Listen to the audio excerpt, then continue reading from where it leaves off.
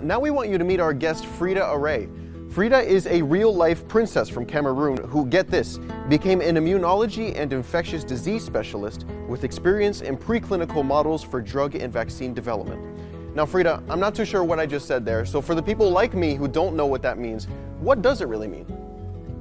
Well, basically, what I study or work on is the immune system, which is the army that your body uses to fight against the bad bugs.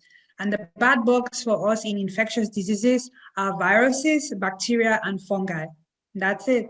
When did you decide this is what you wanted to study? Actually, when I was 9 years old was when I decided that I wanted to do something in the medical field and the sciences, age 9. And how is your upbringing when you were a kid, your childhood? Where did that lead you? How did this bring you to science?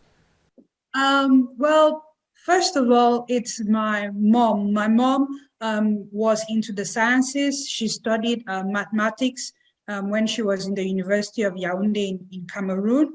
And she really encouraged me in the passion for sciences. So basically, a lot of my toys were microscopes, chem sets, geology sets. My dad got me an anatomy jaw where you could open up and put in and out all the organs. And that's basically how my upbringing to encourage a girl into the science field pushed me to where I am today. So what roadblocks, has there been anything that's kept you from pursuing your goal in science? My first roadblock would be my inner voice. I have bad imposter syndrome. Sometimes I wondered if I'm the right Frida there, especially being in Germany with all the Fridas around. And the other roadblocks I've encountered is a little bit of like what society view you as or me as. For example, being a woman, being a Black woman, being a dark-skinned Black African woman. So those are the little things that you sometimes have to learn to crawl over or just burgeon through.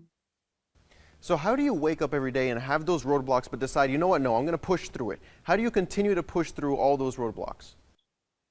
First of all, with my cultural, tribal background and my faith, you think about all those women who have come in front of you and fought so hard and they've passed the baton on to you. So you have to hold that baton tight and run that race because you're also doing it for all the younger girls behind you in whichever country. So I always want to feel that if you're a little girl who is like me, whether you're a Dalit or lower caste, dark-skinned South Indian girl or an Afro-Brazilian, an African-American, or even a girl who lives in the slums of Nairobi or Douala, Cameroon, you see me, you hear my story, you know that I'm forging ahead for you to also come behind me to keep that path open for all the future generations of women coming behind us.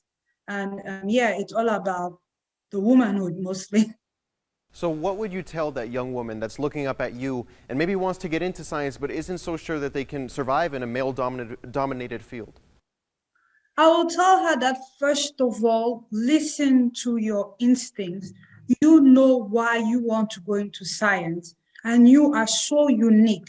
So basically what you bring to science is something that no one else will bring. Second thing is look at all the people around you and your environment. There is someone who has that information that can help guide you. And now with the internet, it is much more easier. Just start cold emailing people like crazy. LinkedIn, Facebook, Instagram, any possible mentor you can find. Someone will bite.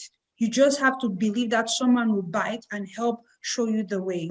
So in your journey so far, what is the single best piece of advice you've ever received? Single best piece of advice. Be kind to yourself. Be gentle with yourself. You work so hard. You do so much. Sit down, take time every 3 to 6 months and be like, what have I accomplished? And even if it doesn't look like a lot, it is a lot. So that's the thing. Be kind to yourself. Be patient with yourself. So that's the best advice I've been given lately. Perfect. Frida, thank you so much for joining us. That was awesome. You're welcome. Thank you for having me.